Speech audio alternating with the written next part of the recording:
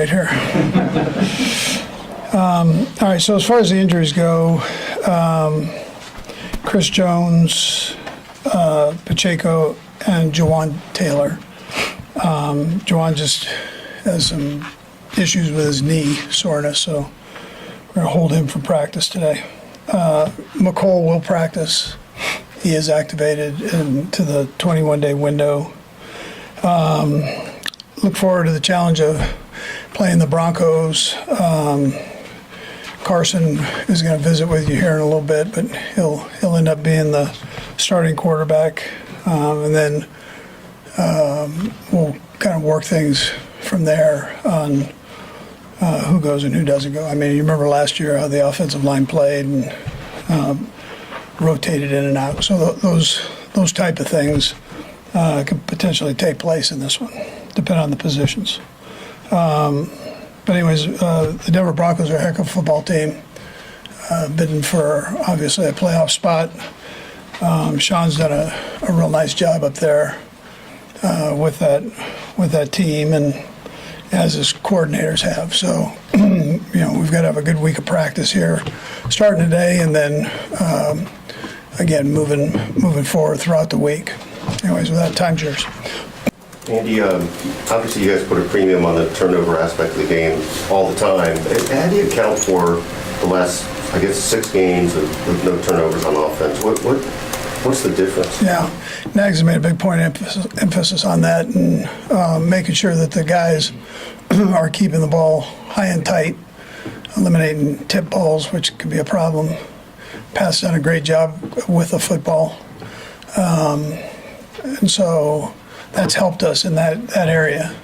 We can still get better at it as we go here. So we've got to keep rolling with that and keep making that a point of emphasis, as we go forward. Andy, you mentioned before that obviously you have a lot of respect and trust for Carson, but getting the week now to sort of see him all the way through, what excites you the most? What makes you eager about seeing him into the offense, given he's had a full year to understand it and sort of mold it to his skill set? Yeah, well, I think, first of all, I have a lot of respect for him. I think he's a good football player. I think he's got a good feel for this offense. Whether he's developed it or had some of the stuff prior to coming here, he's got a good feel. And then he deserves an opportunity to get in there and play. And at the same time, it gives Pat time to work on certain things that he'll do during the practices.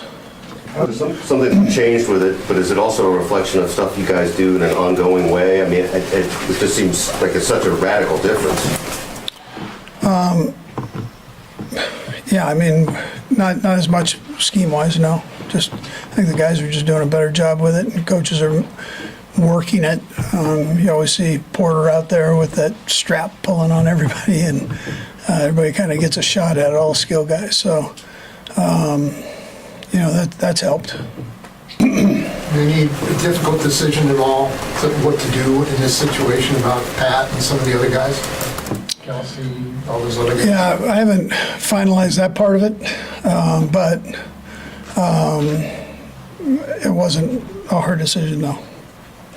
What went into it, given that you don't have those guys won't be playing in the game for another 3.5 weeks? Yeah, I've been through that before, so I'm not too worried about all of that. I mean, just gives the other guys an opportunity here to grow, and you can use everybody. That you seek to accomplish as a coaching staff over these next couple of weeks? Say that one more time. What is it that, how do you guys operate as a coaching staff over Yeah. these next couple of weeks? Yeah. What do you seek to accomplish? Yeah, well, the primary thing is to make sure that we stay sharp at all areas through this game and,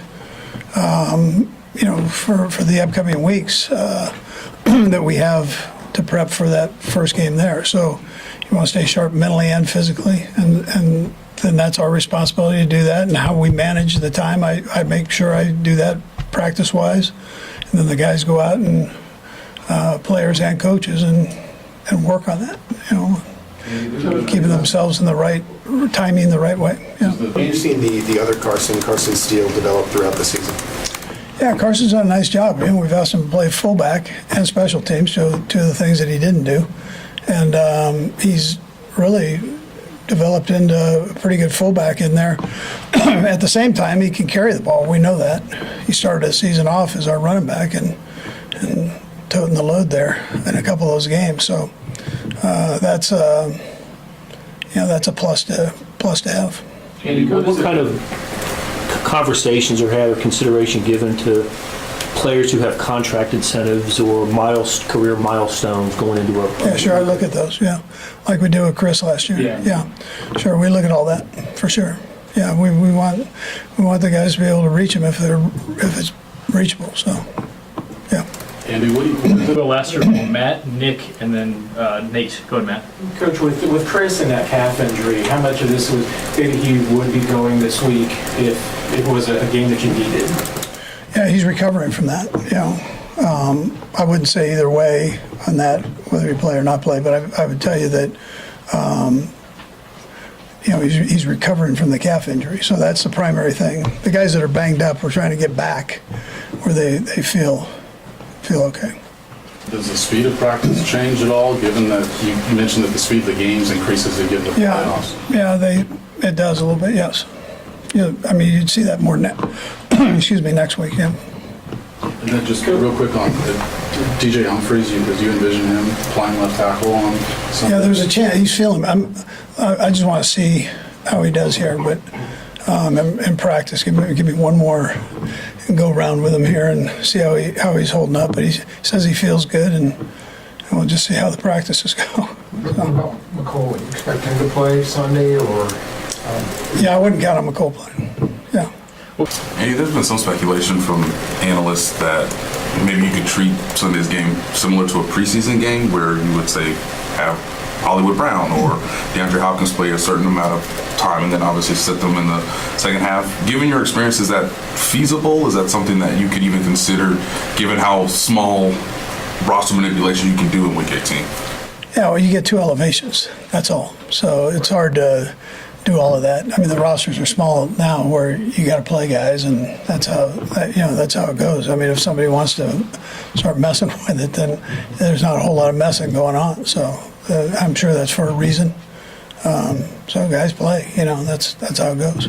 Andy, I know you guys are focused on Denver, but are there any coaches on staff you feel warrant potential interviews for head coaching jobs in the coming weeks?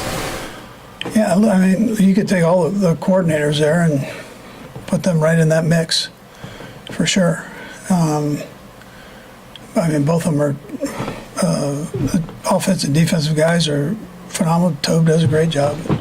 I know the two names that normally come up are the offensive and defensive coordinator. So, but both of those two are warrant that, yeah, for sure. Nate?